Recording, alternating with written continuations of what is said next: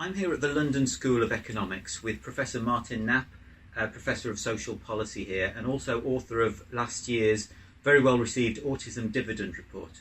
Professor Knapp, the number one recommendation in your report was for more early intervention in autism. Can you say something more about the thinking behind that? Okay, the work we did for the report was, first of all, to go through all of the research evidence that we could find. So all of the recommendations that we have are what I would call evidence-based. There's good enough evidence, either from the UK or internationally, to recommend certain interventions. And what we also did was look at the economic evidence, which I'm happy to come back to talk about later. But everything in there is based upon good, well-conducted scientific study. The case for early intervention has many aspects. Okay, I think firstly, there is this good evidence that works. Secondly, I think that if we can do things to support young children with autism in those early years and support the families, we're putting in place some platform for their lives to develop successfully from there on. And so it makes kind of common sense that doing something early enough is going to have potentially major benefits for the individual, for their siblings, for their family, and for everybody else. So it's evidence-based, and doing something early just seems a common sense approach. So we'll look at the costs a little later, but in compiling the report you looked at a number of different treatments and a number of different types of therapies. Did any stand out for you as I won't ask you to recommend one, but any stand out to you as notable, worth consideration? Well, I mean, there are certainly some across many of the different areas we looked at. We found some intervention. In some cases, the evaluations are not that robust, I would say. I'm not saying they're wrong. It's just we would prefer to have stronger evidence. I think in early intervention, the research community has really tried to make good effort in terms of designing and conducting good studies. And so there are studies in this country, in the UK, in the US, in Australia I can think of, Canada as well, which have shown positive benefits for young children and often for the families as well. And the challenge then is to learn from those evaluations and implement them. I can think of one in the Early Denver Start program in the US, which suggests it's very effective, but it is quite expensive to put in place. It requires a lot of staff time. And so, if we are to be thinking about that as a possibility more generally, we have to think about, do we have the staff that can deliver that? Even if the benefits are great, can we actually afford to find that number of staff to deliver it longer? Even if the research hasn't yet followed people up for long enough. Yes, and from a parent's point of view, it's more interesting which are the therapies that have the best results, even if they are very expensive, because at the moment, sadly, a lot of them are self-funded by parents. Apart from the Denver treatment that you mentioned, are there any others? Well, the PACT intervention in the UK, which has been run in the UK, I think the results from that are really quite encouraging. Again, they're not relatively long term, but I think they're encouraging. It looks like it's feasible to deliver. It's speech and language therapists who were used to deliver it in the UK. It doesn't require a huge amount of staff input, so it looks manageable in terms of its resource needs. It looks encouraging in terms of its effectiveness findings. And how did you narrow down the field to choose the therapies that you did to assess?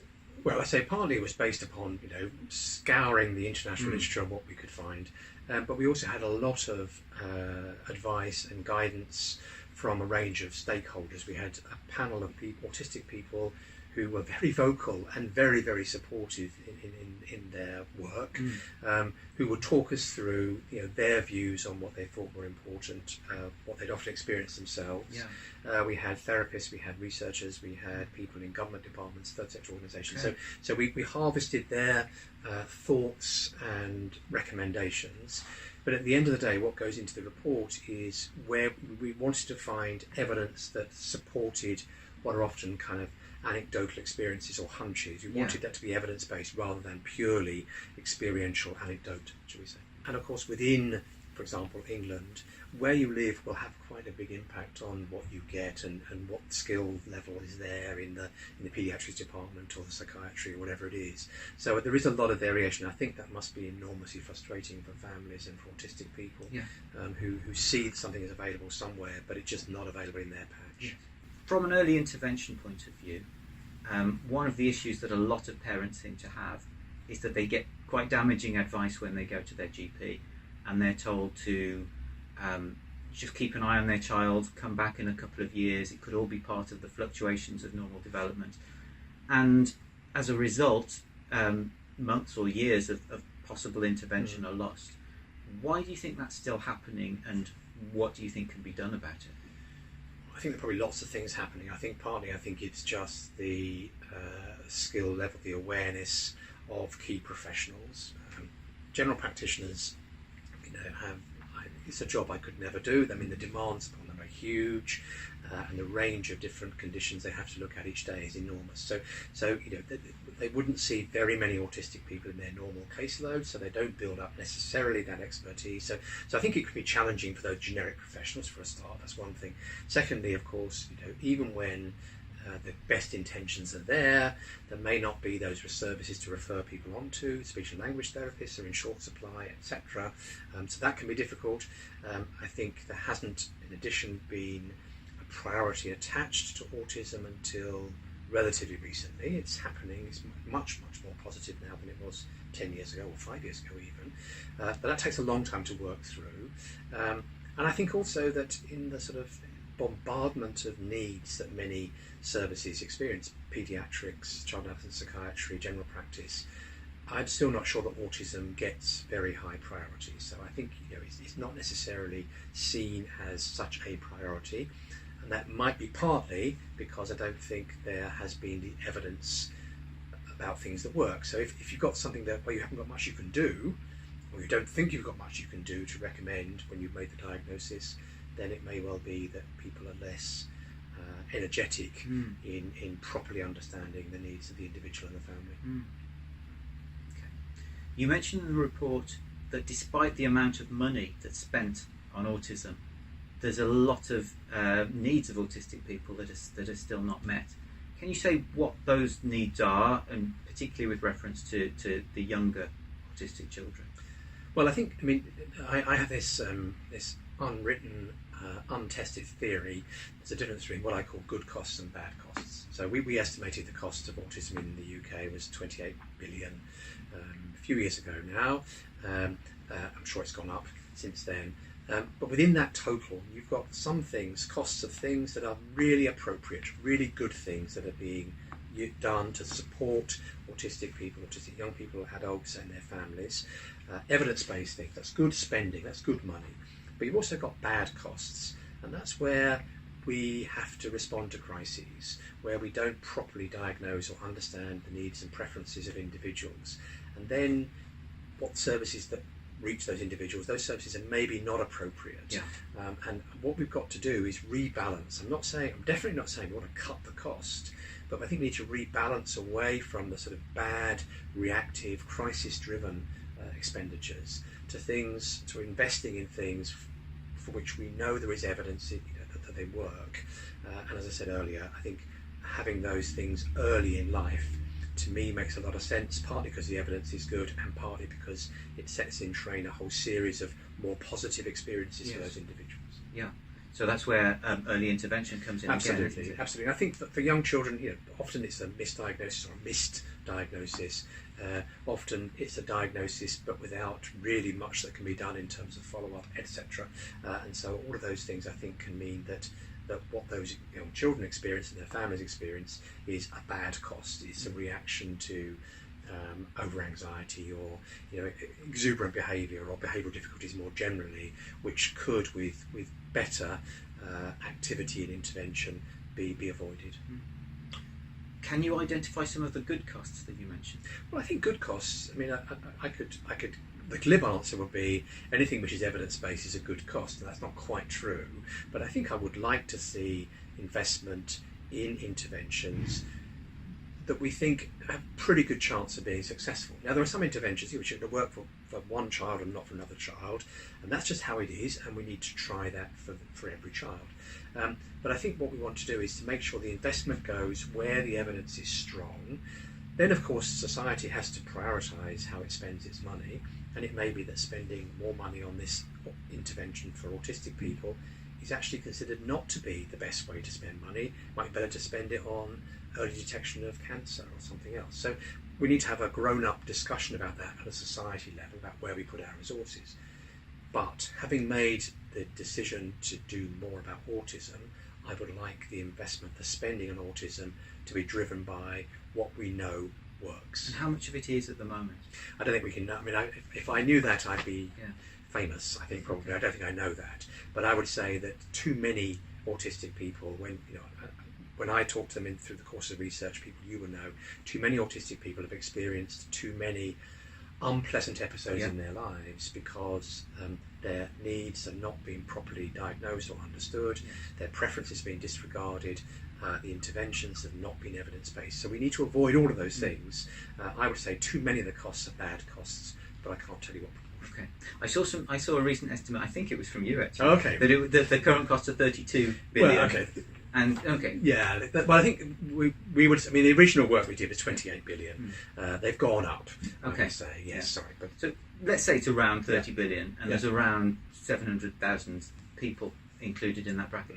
We're talking approximately £45,000 per person per year. Do you have a sense of how that breaks down and what that's currently spent on? Well, I mean, the average is obviously high. It's a very, very wide distribution. So there'll be a very large number of people, autistic people, who will receive almost nothing, which is autism specific in terms of intervention. So in a sense, their costs are almost zero, or just the same as the average person. And then you've got some individuals who perhaps have autism and quite severe learning disability, perhaps behavioural challenges, who need quite considerable support and care over a 24-hour period, and for them the costs are very, very high. What we do about supporting those people varies, of course, depending on their needs and circumstances. So I think that the cost is very, very high for those people with more severe needs, more challenging behaviours.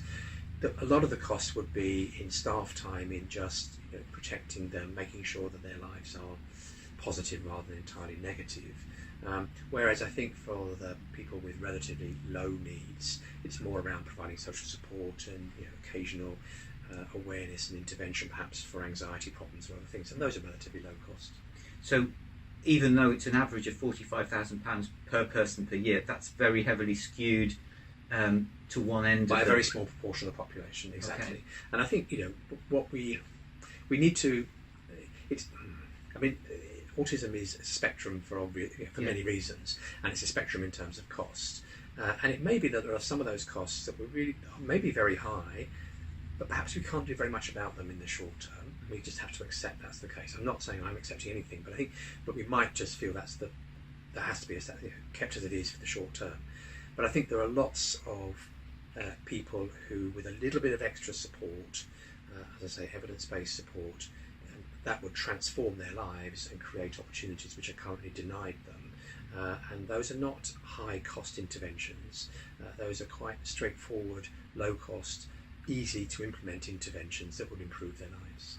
Another issue a lot of parents of young children have, or I guess people at any stage in their lives waiting for an autism diagnosis, is the very, very long wait times. Why do you think this is still happening? Well, I think it's partly awareness, it's partly probably still stigma, discrimination, it's partly lack of resources, I think, that and the need to avoid a diagnostic process, an assessment process, which is going to have too many errors, if you like. I mean, it must be very traumatic to go through the process anyway. You want to make sure when you end up with an assessment that it is at least an accurate assessment. But I just think this may be a transitional period. If we as a society really are serious about giving greater priority to autism and putting more resources into it, then I would hope quite a bit of that resourcing would go into that better identification, assessment, diagnosis stage, because that will set so many other positive things in train as a result of that. Finally, if you could think of one thing that would transform the lives of autistic people, ideally autistic children, what would it be? I think it would be even better societal recognition of what it means to be autistic, because I just don't think that people understand what autism means. And I think with that greater awareness, that people would have, I think it would lead to a more informed public debate about priorities and a better understanding of the enormous challenges that autistic people and their families face. Professor Knapp, thank you very much.